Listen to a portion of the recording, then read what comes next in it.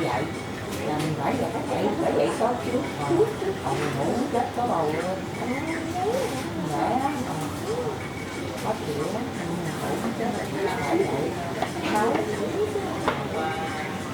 nấu lại rồi lạnh cho cà phê có lỗ trước để 1 năm mấy